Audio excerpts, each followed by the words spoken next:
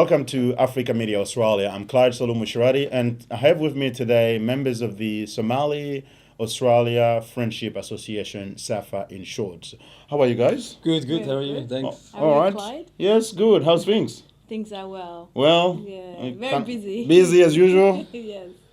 It's good if you're busy. Yeah, it is good. Somebody told me you gotta be busy. If you're not busy, something is wrong. Or something is right. Or something is very right. Or something not very just right, right, yeah. very No, right. most definitely right. So I hope I'm not busy and that something is very right, but I guess I will take a little while.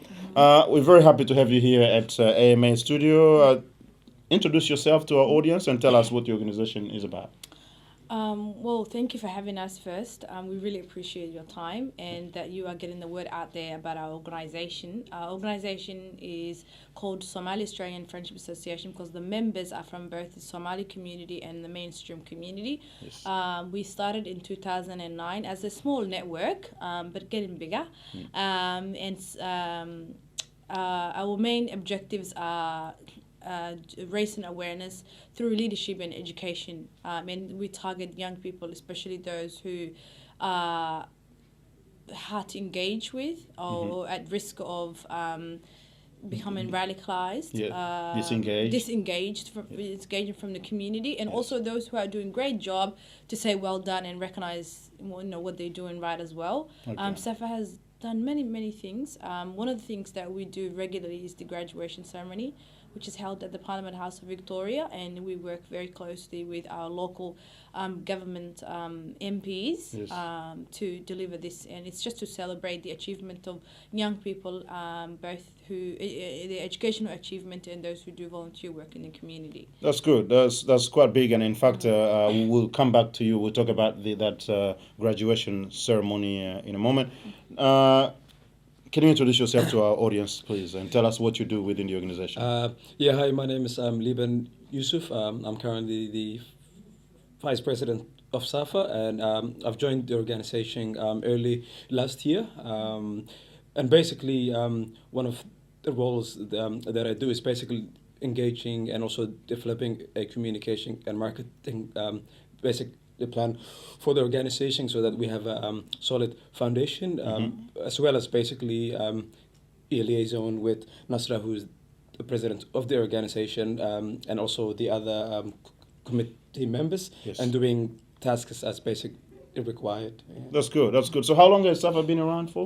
Since 2009. 2009. And people like Yusuf Omar and members of the other community members who are very hardworking started it, and now young people are taking the organization in their hands and getting it out there and running with it. Yeah, gotta run. It's great to have Yusuf as our mentor. That's good. Yeah. So I hear Yusuf has done a lot of work to establish the organization. A lot of work, yes. Yes, we'll have Yusuf again. We've had him before. We'll have him again to talk about more about what he's been doing, not only within the Somali community, but in the broader African and Australian community.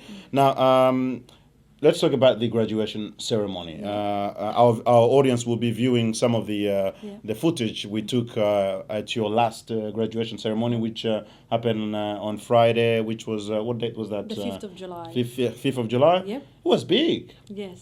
Big. It was. Tell us. It's, I'm impressed, and I think although I don't know everything about the African communities, but I know quite a bit, and I haven't seen much of that happening in other communities. No, not much are happening in other communities, but one of the things that we like to see is other communities attend or see what SAFA is doing, these graduation ceremonies, and hopefully take that to their own organizations or their own communities and do it to inspire the young and the old as well. The people who delivered this great event were both young and mature aged, and I'm very proud of all of them, and we really need a lot of people doing this sort of work, and together we will shine. That's good. Yeah. That's good. How many members SAFA has? I think it's about 8 or 9. Basically active members, but there are also a lot of subcommittee members that also branched out. We also have a lot of volunteer base that basically come and help us because it is I think you were there on Friday. Friday, yeah, yes. I mean it is huge event. It takes a long time, Yes. and also.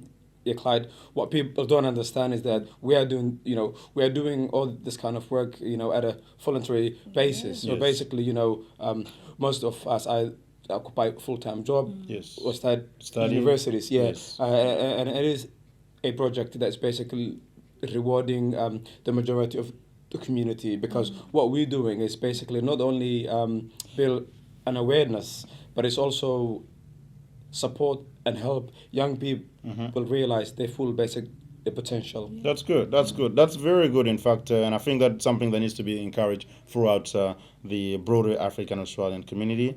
Tell us, we hear sometimes it's a little bit of a challenge to engage many youth, and some section of the Somali youth are even apparently harder to engage. Is that your feeling as well, or not? It's certainly my feeling. A lot of young people, especially those that leave university, high school. Yes. And between high school and university, especially boys, sometimes instead of going straight to uni, they prefer to get a job. Yes. And then that's difficult to find. And in between finding a job and going to uni, they become friends.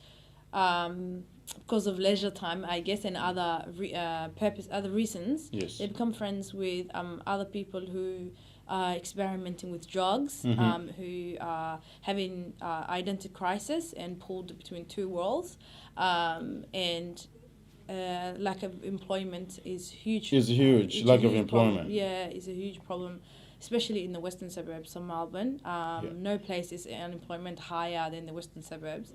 And what we're trying to do is use dialogue and hopefully the arts to engage with these young people. And hopefully a lot of young Somalis, especially those who were born here or those who came here when they were younger, it's like a young girl recently put it perfectly. She said it's like having two math teachers, one at your school and one at home, and they both teaching you something different, and you don't know where you stand. And I thought that was a perfect metaphor. Absolutely, because Yeah. math is supposed to be a precise science. Yeah. If you're getting two teachers telling you 2 plus 2 is 4, and then another one 2 plus 2 is 5, when then you don't know which one to believe to. Exactly. Anyway, yeah. so I know that's quite a bit of a challenge, and we will probably find another opportunity to talk more about some of the big issues that affect the Somali community and the youth specifically. But I guess before we finish this conversation today, what are some of the some of your dreams and challenges in managing SAFA? One thing I can think of on top of my head is funding.